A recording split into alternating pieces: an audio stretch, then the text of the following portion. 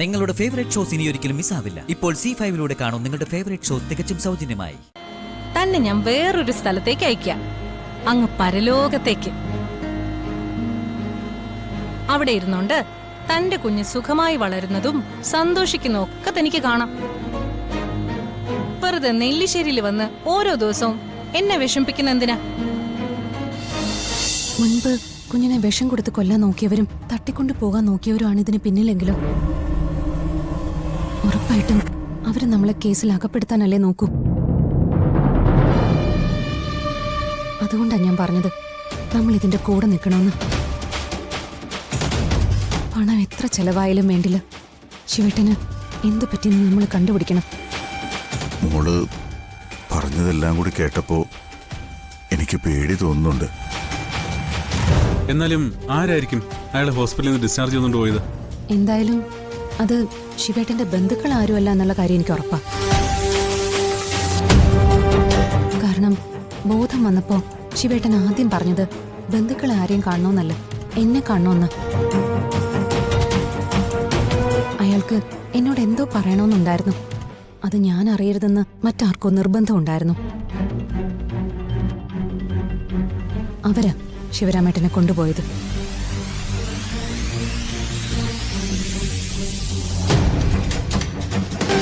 എന്റെ ഊഹം ശരിയാണെങ്കിൽ ഇതിന് പിന്നിലൊരു വലിയ ഗൂഢാലോചനയുണ്ട്. അവരുടെ ലക്ഷ്യം ശിവരാമേട്ടനല്ല, നമ്മളാണ്. അതുകൊണ്ട് ശിവരാമേട്ടനെ കൊണ്ടുപോയത് ആരാണെന്ന് നമുക്കറിഞ്ഞേ പറ്റൂ.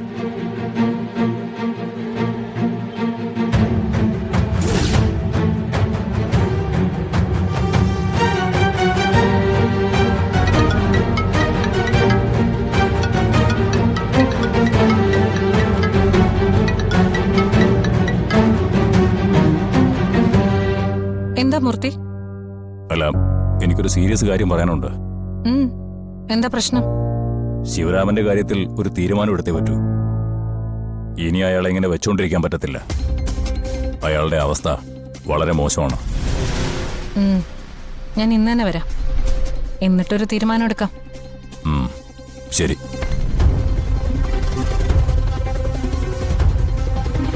എന്ത് പറഞ്ഞു ഇവിടുന്ന് പുറത്തേക്ക് പോവും? പക്ഷെ പോവാതിരിക്കാനും പറ്റില്ലല്ലോ. ശിവരാമന്റെ ഭീഷണി അവസാനിപ്പിച്ചേ പറ്റൂ. മോളെ, മോള് എങ്ങോട്ട് പോവാ? പർച്ചേസിംഗിനോ മറ്റോ പോവാണോ? അച്ഛാ, എനിക്ക് അത്യാവശ്യമായിട്ട് തറവാട് വരെ ഒന്ന് പോണം. തറവാട്ടിലോ? അതിന് അവിടെ ആരുണ്ട്?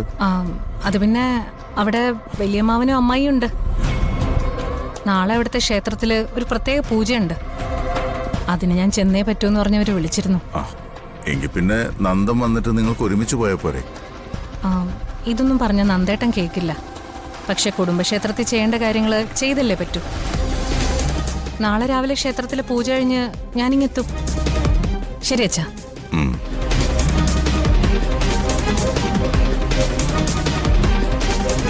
ചേച്ചി,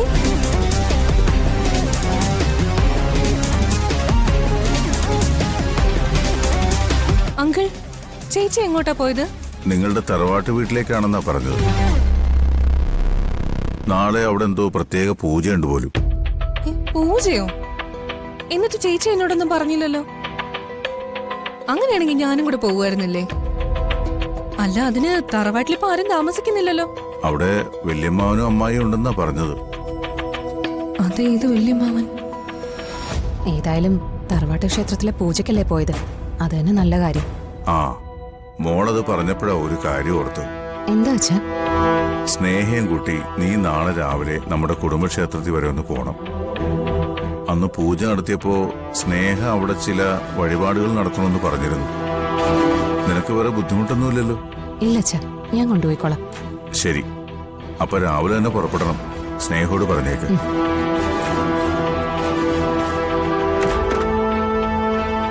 നീ എന്താ ഇങ്ങനെ നോക്കി നിൽക്കുന്ന? വാ.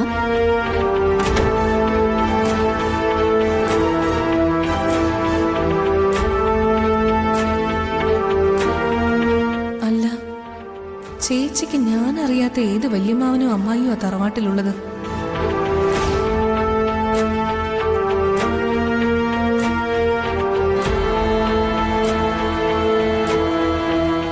ഇങ്ങനെ കിടത്തിരിക്കുന്ന വലിയ റിസ്ക് ആണ്. ഇവിടെ കിടന്ന് എന്തെങ്കിലും സംഭവിച്ചു പോയാ അവസാനം നമ്മൾ തൂങ്ങും. ആ, ഒന്ന് ചുമ്മാ ഇരിക്കടാ. ഇവനെ തീർക്കാൻ വേണ്ടിയല്ലേ അന്ന് ബാറിൽ നിന്ന് നമ്മൾ പൊക്കിയത്. അത് ഇന്ന് രക്ഷപ്പെട്ടത് ഇവന്റെ സമയമായിട്ടില്ല. അതുകൊണ്ടാ. അവന്തിക ഇങ്ങോട്ടൊന്ന് എത്തിക്കോട്ടെ, എന്നിട്ട് തീരുമാനിക്കാം ഇവനെ എന്താ ചെയ്യേണ്ടതെന്ന്.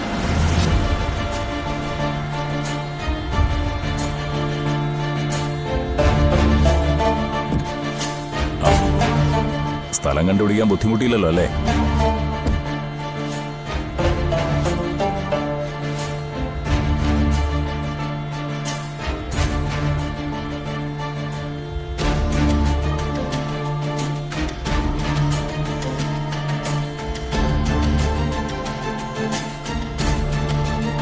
ഇയാളെ ഇങ്ങനെ ഇവിടെ കിടത്തിയിരിക്കുന്നതിൽ ഒരു ബുദ്ധിമുട്ട്. എന്താ ചെയ്യേണ്ടതെന്ന് പറഞ്ഞാ പറയാം.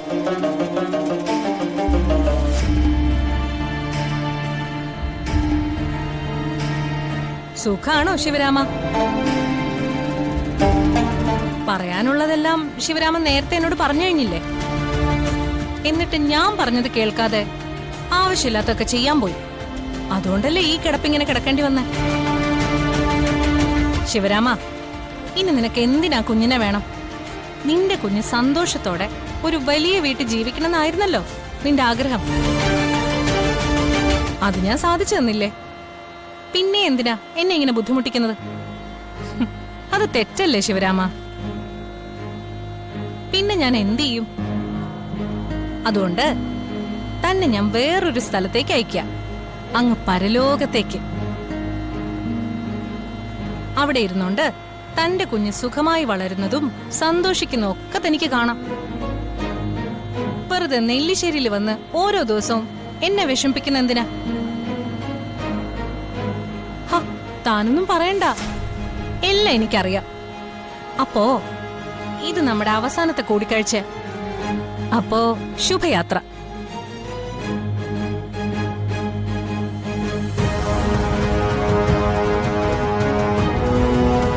തീർത്തേക്കല്ലേ? എങ്ങനെ നോക്കിയാലും ഇയാൾ എനിക്കൊരു ഭീഷണിയാ. അപ്പൊ പിന്നെ അയാള് സുഖമായിട്ടങ്ങ് പരലോകത്തേക്ക് പോട്ടെ.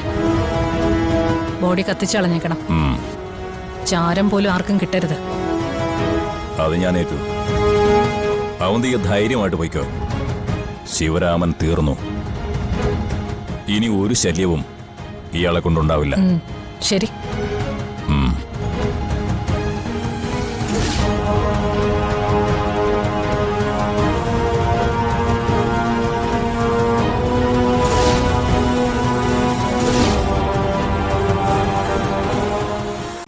ഡൗൺലോഡ് ചെയ്യൂ C5 ആപ്പ്. കാണൂ എല്ലാ എപ്പിസോഡുകളും സൗജന്യമായി.